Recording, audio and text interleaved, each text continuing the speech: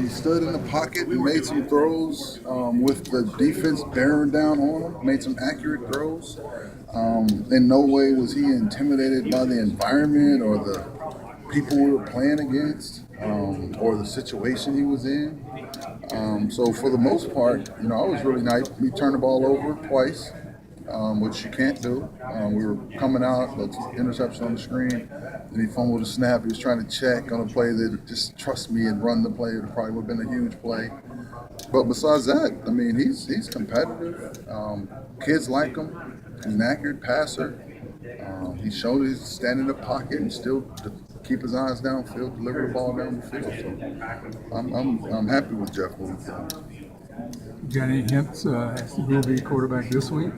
Who will be available? Let's put it that way. No, Jeff will be available. Okay. I know that. He's available. He's fired up. He wants to get a week better. Get out there and complete some passes. You said back in August that if Wes could play every snap and he's healthy, that'd just be the ideal situation. How have you guys just handled having to play three quarterbacks in 3 straight weeks? Well, it's a process because the game plans keep changing, and the style of play that we have to play, to give ourselves a chance keeps changing. You always wish you had one guy so you could get into a rhythm with the game plan, with the style of offense you're going to play, with the plays you're running. But when you go from West to Chase, then to Jeff, those are 3 different styles of quarterback. So you have to be, try to be really creative. Try to be the same, but you have to be different. So you have to be really creative. What do you need to see out of Gabe Meggins going forward? Just development. Yeah, just overall fundamental development. That's pretty much it. That's how it is with most linemen. But with him being a young kid that's going to be here for a while, we're going to expect a lot out of him as we build our program. So I want to see, daily development in regards to his fundamentals, his technique, and doing what he's coached to do. What strengths has he shown? But he's a good lineman. When he's focused and he's doing what he's coached to do. We selected him as one of our starting 5s at the beginning of the season, so we like him a lot, and we think he's going to be a big part of our future, as we develop our program. So we just need to see him all develop. Talk about tight ends.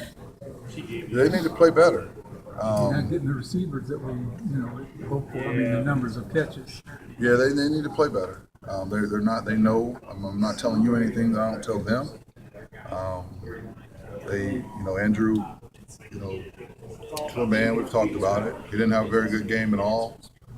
We had some runs out there that we had him matched on the defensive back and blocking at the point of attack, which could have cracked the ball for 35 or 40 yards.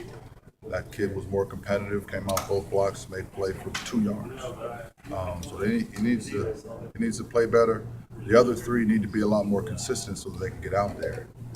Because we can't sustain anything right now because of inconsistencies.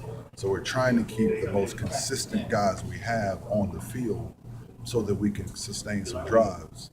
So the other guys just need to show that they're going to be consistent and do what they're coached to do. Malik shows that he can get open. Where are you in your quest to find some other wide receiver that can get open? Yeah, well, Malik I think is a great player. I think Malik is on pace to next season be one of the dominant players in this conference. I think he's developing and growing. I think he made one of the best catches that I've seen, as a coach the other night down the sideline. He made another one down the middle versus zone coverage where he ran free down the middle of the field. But he's got a lot of development to do also in regards to defeating man coverage. And when someone's going to walk up and play him man-to-man and, put a really talented corner, a kid that's just as talented as he is, right on top of him, that accepting that challenge and going to win that battle on a consistent basis, he needs to develop. And it's a mindset that I think he's after and he's pressing for, but he's got some development to do also.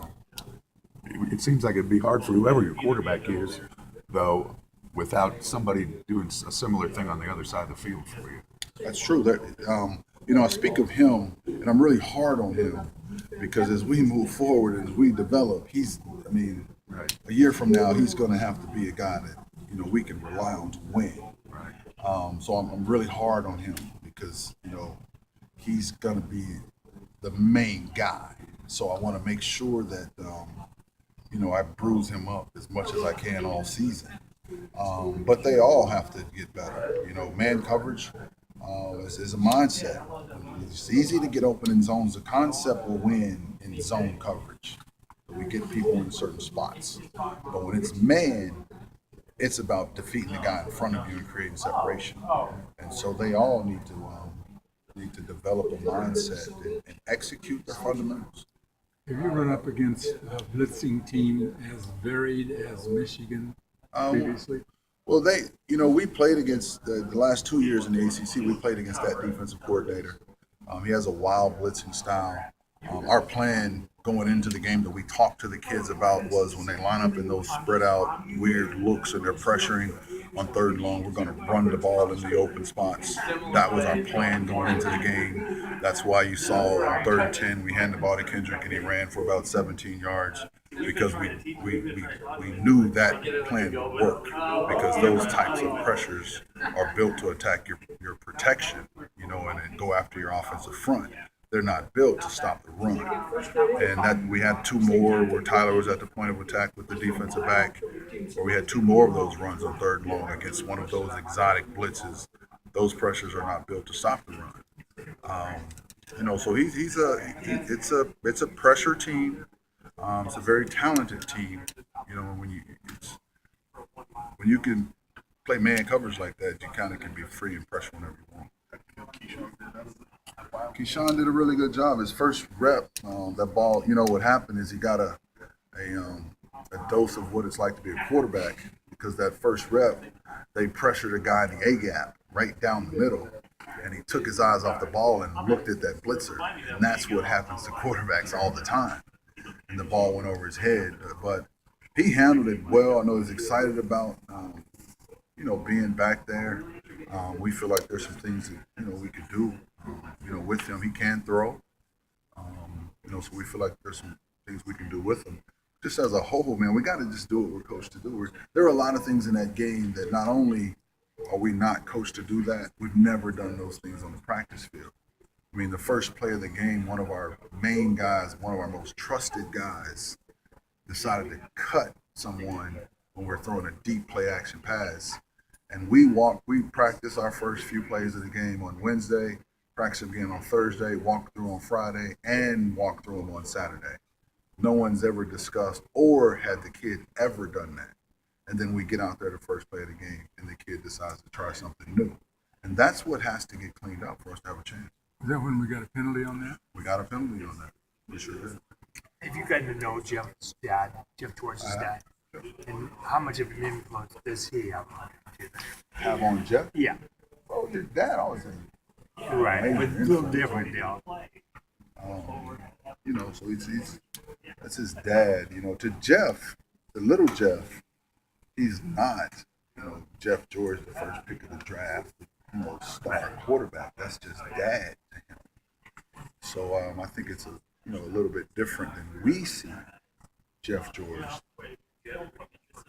big Jeff George, Right.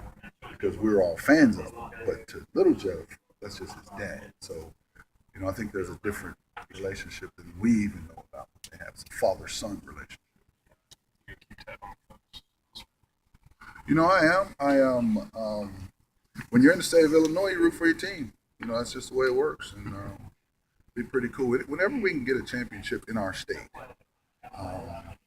it's always pretty cool. Have everybody looking at our state, have all the recruits watching our state, being comfortable with what's going on here. So, sure, I'm all over it. When I get time to watch it. Haven't asked you about this in a while, but are we too far into the season now to realistically hold out any hope of seeing Mikey, or is there still a glimmer? Nah, I don't think at this point it'll be worth playing. We want to keep him healthy. Right. We're in the process of building us a program. Right. Healthy Mikey with Malik coming back. With Desmond, with the recruits that we're going to bring in. That could be a really talented crew. So I don't know that you would take a risk Mikey right now. You just make sure he's healthy going into next season, get him on the field so he can have a big season. How far behind has Kane been thrown by injury? Has that been a factor, or he's just not been playing well? The other night we had him we had him matched up. There was one of the defensive backs out there we thought we had a match up against. We thought going into the game, we had him matched up against Desmond. He was flat-footed. He was standing there about 5 yards. We signaled out there to send Desmond down the field on a long fade. That Desmond would probably win that battle based on the technique the defender was playing.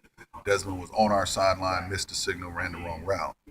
And, so just little things like that are what our issue. That we showed them yesterday. There were 17 snaps in the game that could potentially have been 25, 30-yard gains.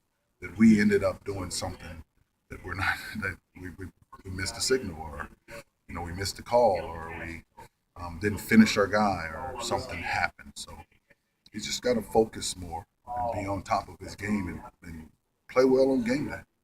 That makes it sound like it's more mental. I don't know. I've been asking them. I wish they were still here so you guys can ask them after I said that.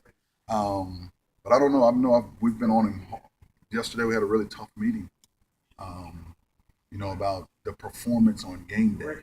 That, my whole career I've always been taught you got to be passionate about the game. You got to really get prepared for the game. You got to have great practices.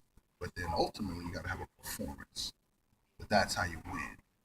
And we've had some guys that played really well one week, and then 7 days later, they come back and say, I didn't play very good.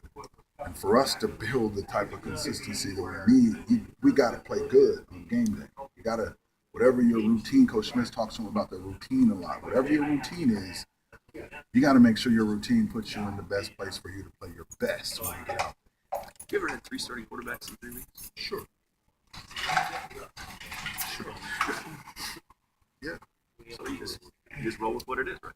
I mean, this is football. There's no other way around it. Things happen. You just got to really be creative and try to keep things the same. But you got to be different, especially when the quarterbacks are different. So it's a challenge to just be creative and continue to, try to find ways to get your kids in the best position. You guys take care. Thank you.